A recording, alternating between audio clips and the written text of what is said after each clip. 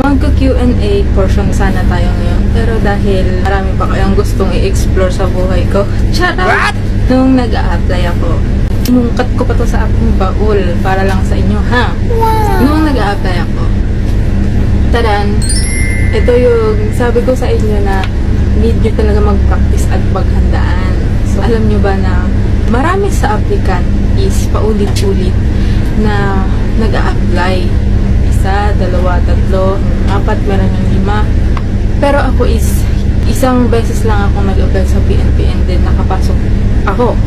So, ano yung mga ginawa ko para sa tingin ko is nakapasok agad ako.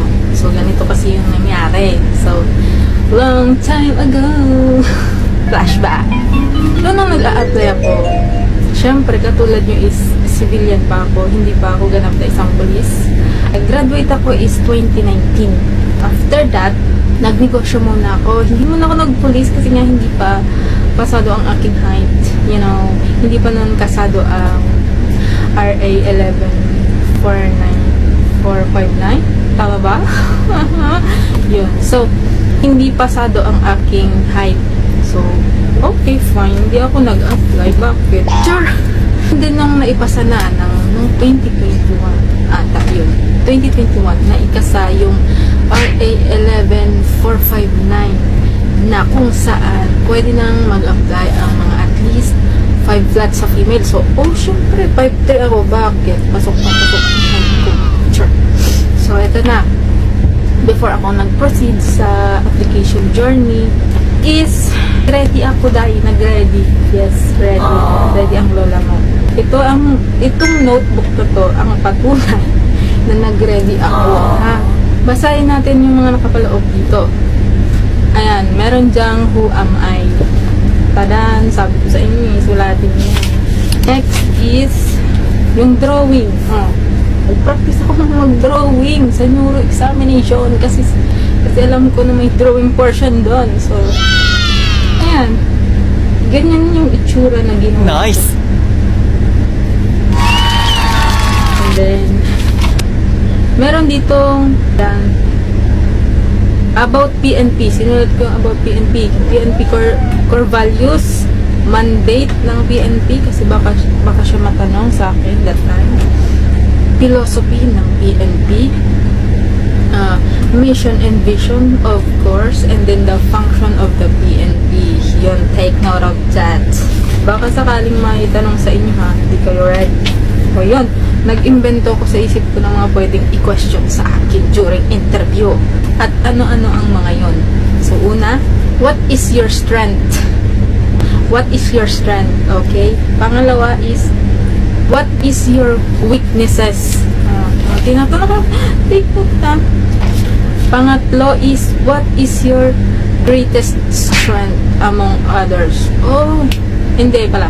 What is your greatest strength? So, take note of that, okay? Okay. What can you contribute to the organization as an individual? Oh, ha, may pag-anon pa, diba? So, sinulat ko na siya, ayan, At sinulat ko na yung mga pwede kong asagot. Okay? Okay, ito, very common to. Why we will hire you. So, yun. Hingin na pusa. So, yun. Next is, of course, tell me more about yourself. And next, if you fail, okay, baka matanong ito sa inyo, if you fail, what will you do? Ang galing. Oh my God, ang galing ko nun.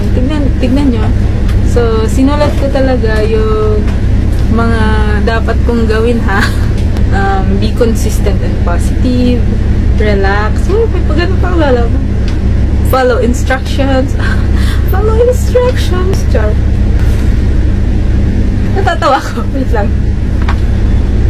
Siyempre, nilagay ko yung pray. Of course, hindi yun nawala sa akin during journey ko sa PNP. Hindi ko yun kinalimutan. Every night, nagpipray talaga ako. Para mag-guide ako ni God, siyempre. So, kasi gusto ko nga makabasok sa PNP. Ano ba? So, next. Ayan, ho. Describe woman 3 to 5 sentence. So, So, yun kasi yung dun sa drawing, after mong maglagay ng mga positive description, positive words, okay, i-describe nyo siya as a positive. Bakit? Ganon. Sino yung nire-represent nyo sa drawing nyo? Okay? Baka din matanong kayo is the PNP profile, yung command group, sino yung mga chief PNP, yung mga nasa command group, okay? Huwag nyo yung kalitan if ever man na maligaw yung question na yan sa inyo. Be prepared, sabi ko nga, di ba? So, nagsusulat ko lahat yung mga dapat kong gawin. Be consistent, be positive, follow instruction. Ginawala yung follow instruction, ha? Put tuldok. Ano to? Put tuldok in every last word. So, yun. Importante pala yan, guys. Yung sa sentence completion sa neuro examination, lagyan nyo ng tuldok sa pinaka-last word kasi yun. Siyempre, sentence completion nga di ba? Maglagay ng tuldok. Okay? Be honest. Okay, be honest po. Be ready for questions. Have a presence of mind. Presence of mind ay saksak sa utak.